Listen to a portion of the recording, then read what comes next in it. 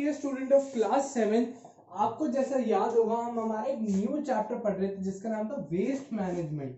हम अलग अलग तरीके के वेस्ट की हमने बात की थी। हमने वाटर वेस्ट की बात की थी कि बच्चों पानी का वेस्ट किस तरीके से तैयार होता है। जिस चीज की आज हम बात करने वाले हैं वो है ड्रेनेज। क्या है? ड्रेनेज।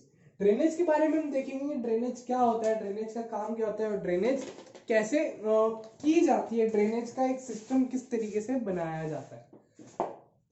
हम इसको अच्छे से रीड करेंगे और रीड कर करके समझेंगे कि ड्रेनेज एग्जैक्टली क्या है और कैसे काम करता है।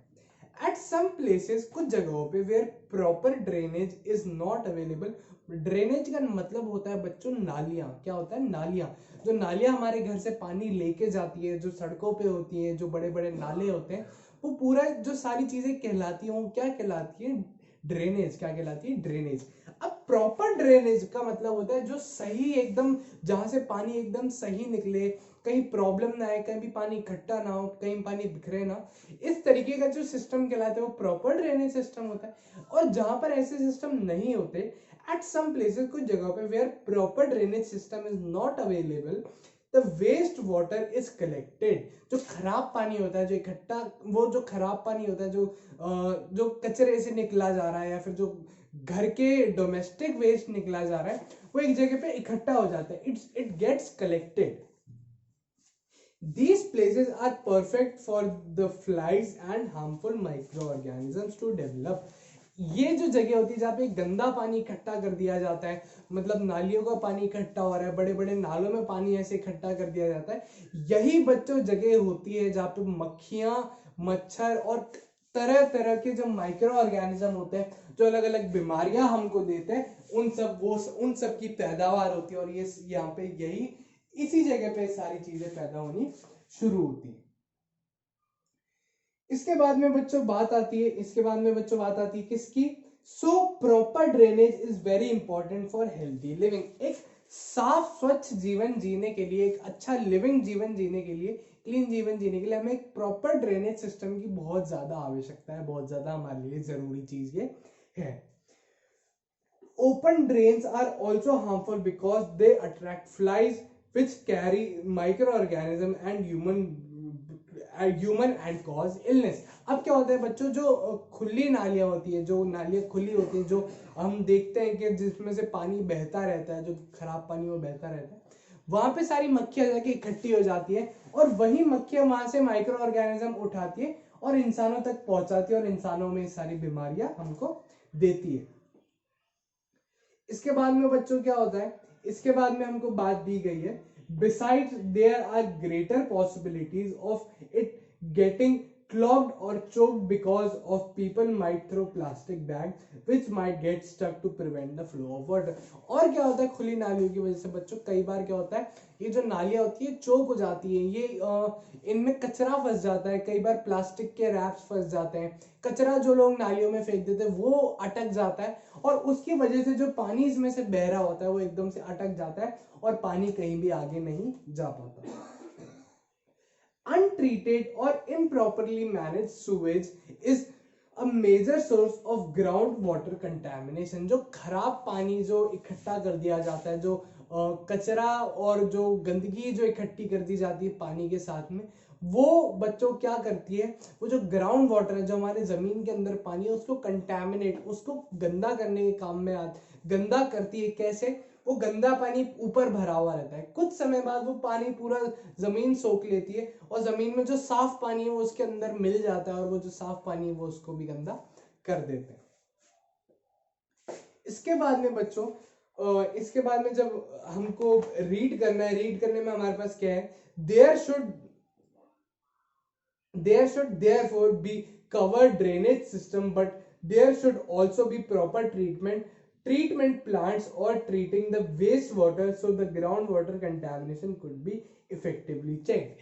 इस तरीके के बच्चों प्लांट्स लगाए जाए, इस तरीके के ड्रेनेज सिस्टम बनाए जाए जो एकदम प्रॉपर हो, एकदम उनमें सफाई प्रॉपर हो, एकदम कवर्ड हो, जो एकदम अटके ना, कहीं भी पानी इकट्ठा ना हो, और क्या हो, जो इतना कंटेमिनेशन ही करता है, इकट्ठा होके पानी अंदर बैठ जाता है जमीन में, इसको रोकने के लिए प्रॉपर प्लांट लगाने पड़ेंगे जहां सारा पानी साफ हो, एकदम इसको क्लीन किया जाए, फिर आगे छोड़ा जाए और जो नालियां हैं उनका एक प्रॉपर सिस्टम बनाया जाए, एक अच्छे से उनको कवर किया जाए, सारी चीजें उनमें प्रॉपर हो ताकि पानी कहीं भी इकट्ठा ना हो। और ये ग्राउंड वाटर कंटेमिनेशन है, जो धरती के अंदर का पानी जो साफ है जिसको हम यूज में लेते हैं वो गंदा ना हो।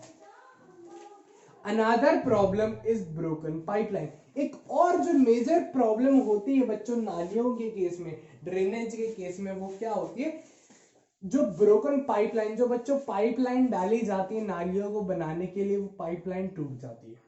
Usually sewage lines and water supply pipelines are underground. ये जितने भी बच्चों पाइप होते हैं जमीन के अंदर गाड़े जाते हैं पाइप, भले ही वो पानी का हो या फिर भले ही वो नाली का हो। If the pipes are punctured or leaked, the sewage water might flow out of the water supply and contaminate the drinking water.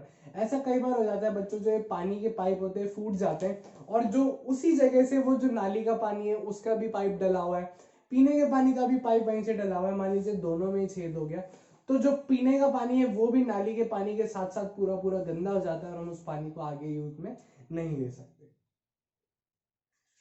अब इसके बाद में बच्चों rain water is manage differently because during heavy rain almost of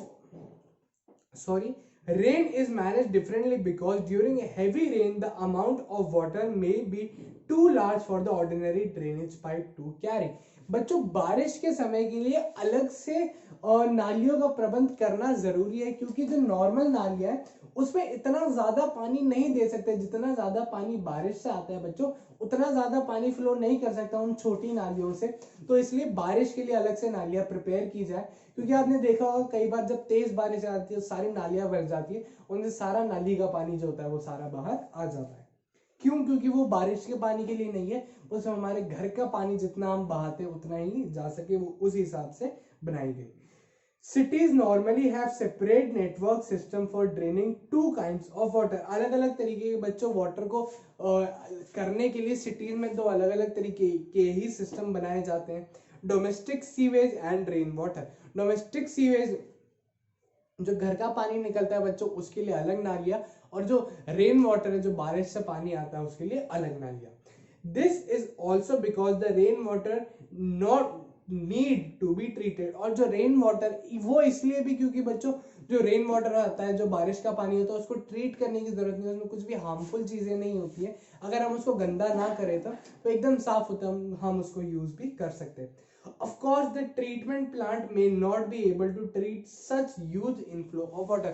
और जो बड़े बड़े treatment plant है जो हमने नालियों के लिए लगाए, उसमें अगर बारिश का भी पानी भर दिया जाएगा तो इतना ज्यादा पानी वो ट्रीट नहीं कर पाएगा और इतने ज्यादा पानी को वो साफ नहीं कर पाएगा। आई होप आपको ड्रेनेज अच्छे से समझ में आया होगा, ड्रेनेज सिस्टम, ड्रेनेज के बारे में बातें।